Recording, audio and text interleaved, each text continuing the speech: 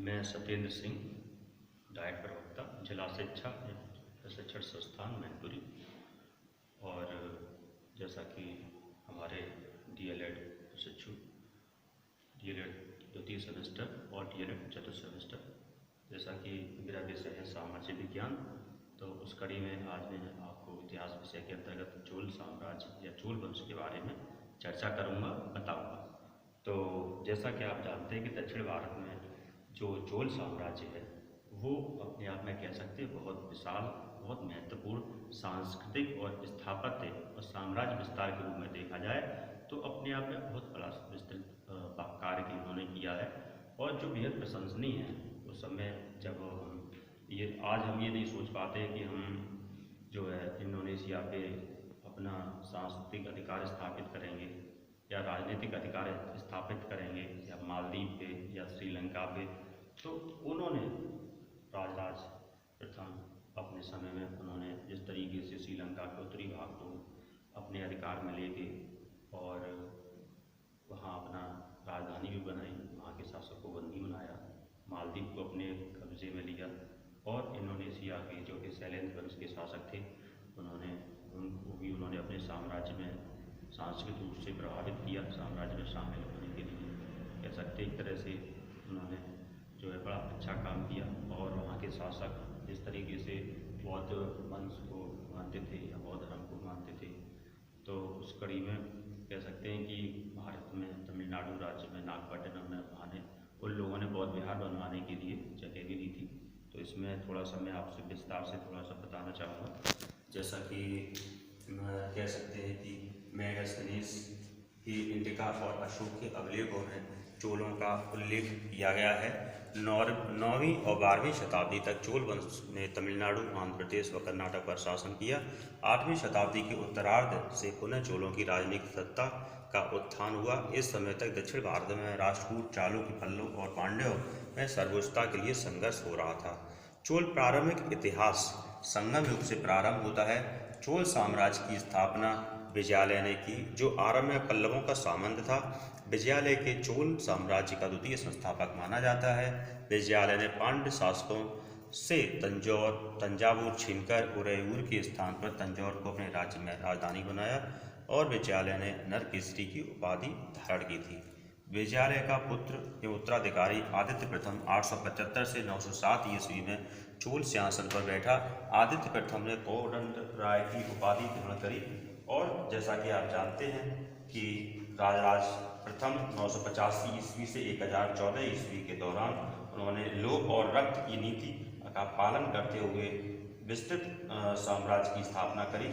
और इसके अलावा कह सकते हैं उनके पुत्र राजेंद्र प्रथम 1014 से 1044 ईस्वी में पांड्य और चेर राज्यों को पूर्णतः पराभूत करके अपने साम्राज्य में मिला लिया।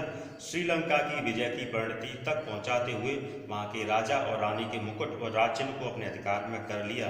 राजेंद्र प्रथम के शासनकाल में एक अत्यंत उल्लेखनीय सैन्य अभियान कलिंग के रास्ते बंगाल पर किया गया आक्रमण था। इस विजय की स्मृति में राजेंद्र प्रथम ने गंगेकोंड चोल अर्थात गंगा के चोल विजेता की उपाधि धारण की। इसके अतिरिक्त उसने वीर राजेंद्र मुंडी गोंड चोल आदि उपाधियां धारण की। इस विजय के उपलक्ष्य में उसने कावेरी के मुहाने पर नई राजधानी बसाई। उसका नाम गंगईकोंड चोलपुरम जो है नाम रखा था। इस तरह से कह सकते हैं कि 10वीं सदी में श्री विजय साम्राज्य फिर से शक्तिशाली हो गया। अब उसे मलय प्रायद्वीप, सुमात्रा, जावा के आसपास के द्वीप शामिल थे। इस साम्राज्य में शैलेंद्र राजवंश का शासक था। जो शैलेंद्र शासक बौद्ध थे और चोलों के साथ उनके मधुर संबंध थे। और शैलेंद्र वंश के शासक ने, जैसा कि मैंने अभी बताया, नागपट्टिनम में बौद्ध विहार के लिए उन्होंने जमीन मांगी थी। उस अनुरोध को राजेंद्र प्रथम ने स्वीकार किया जब बौद्ध विहार का निर्माण किया गया था। चूँकि जैसा कि हम जानते हैं कि चोल प्रशासन है भारत में इसलिए अहम माना जाता है कि उन्होंने कह सकते हैं एक प्रशासन आज के समय में जिस तरीके से भारतीय संविधान लागू हुआ है और जो प्रशासन भारत में कह सकते हैं भारतीय संविधान के अनुसार चलता है, तो कह सकते हैं वो एक मजबूत व्यवस्थित प्रशासन की शुरुआत कह सकते हैं चोल साम्राज्य में अपने समय में उन्होंने करी थी। केंद्रीय प्रशासन का सर्वोच्च अधिकारी इसमें राजा होता था। राजपद वंशानुगत था तथा युवराज ज्येष्ठता के आधार पर राज्य का उत्तराधिकारी बनता था। राज्य भूमि की उपज का 1/3 भाग भू राजस्व के रूप में वसूलता था।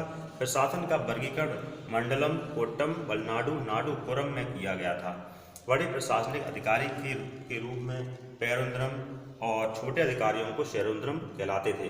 चोलों के शासनकाल में स्थानीय स्वशासन में उर सभा, महासभा, नाटु तथा उर विशेष महत्व थे। उर का सब साधारण और सभा ब्राह्मणों का संगठन था तथा महासभा गांव में होती थी। नाडुओं की समितियां नाटुर या व्यापारियों की समितियां नगरम कहलाती। चोल प्रशासन की सबसे उल्लेखनीय विशेषता गांवों के स्तर पर स्थानीय स्वशासन को बढ़ावा देना था। वेनेसिया यात्री मार्को पोलो ने 13वीं सदी में केरल की यात्रा की थी।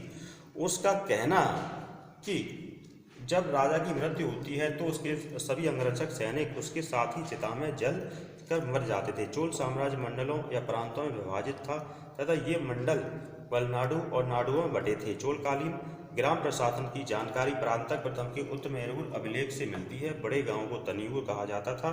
चोल शासन काल में दक्षिण भारत में मंदिर स्थापत्य का चरमोत्कर्ष था। इस काल में स्थापत्य की जो शैली लोकप्रिय हुई उसको द्रविड़ शैली कहते हैं।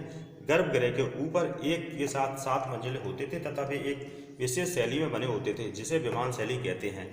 द्रविड़ शैली के मंदिरों का प्रारंभिक उदाहरण कांचीपुरम का कैलाशनाथ मंदिर है। मंदिर स्थापत्य का एक अन्य उत्कृष्ट उदाहरण गंगैकोंड चोलपुरम का मंदिर है।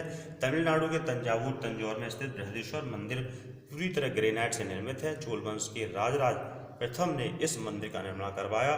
इस मंदिर के उनके शासनकाल की गरिमा का श्रेष्ठ उदाहरण है। राजा प्रथम के शासनकाल में 1010 ईस्वी में है पूरी तरीके से तैयार हुआ। यह मंदिर यूनेस्को विश्व धरोहर घोषित किया गया है। और जैसा कि चोल वंश जो दे रखा वंशावली है, इसमें विजयालय संस्थापक है आदित्य प्रथम, परांतक प्रथम, फिर गणरादित्य हैं, परांतक द्वितीय और राजराज प्रथम। उसके बाद राजराज केवल राजेंद्र प्रथम, राजाधिराज, इस प्रकार अन्य कई महत्वपूर्ण राजा हुए। और अब जैसा कि अब जो भारत में ये चोल वंश जो रहा है वो बहुत महत्वपूर्ण शक्तिशाली वंश रहा है और उसने अपने समय में जिस तरीके से बहुत बड़े स्तर पे जो स्थानीय प्रशासन की अवधारणा दी थी, जैसा कि आज के समय में हमने संविधान में 73वां संविधान संशोधन करके हमने जिस तरीके से ग्राम पंचायत व्यवस्था की आधारशिला नींव रखी है, उसे संवैधानिक अधिकार प्रदान किया है। तो कह सकते हैं कि ये व्यवस्था जो ग्राम पंचायत कह सकते हैं या फिर स्थानीय स्वशासन कह सकते हैं, ये चोल काल में भी है कह सकते हैं बहुत परिष्कृत और बहुत कह सकते हैं विकसित रूप में लागू थी। इससे पता चलता है कि वहाँ के जो ग्रामीण क्षेत्र के आम आदमी हैं, जो नागरिक हैं, वो लोकतांत्रिक कह सकते हैं या फिर कह सकते हैं इस तरीके का जो स्थानीय प्रशासन संबंधित है उसको मानने के लिए कितने कह सकते हैं स्वेच्छा से उसको कह सकते हैं उन्होंने अपनाया था और एक अच्छी स्थानीय व्यवस्था की आधारशिला रखी। और इसी के साथ आपका ये विषय कह सकते हैं इस टॉपिक चोल वंश समाप्त होता है और अगली कड़ी में हम नेक्स्ट आपको अन्य टॉपिक के बारे में चर्चा करेंगे। तब तक के लिए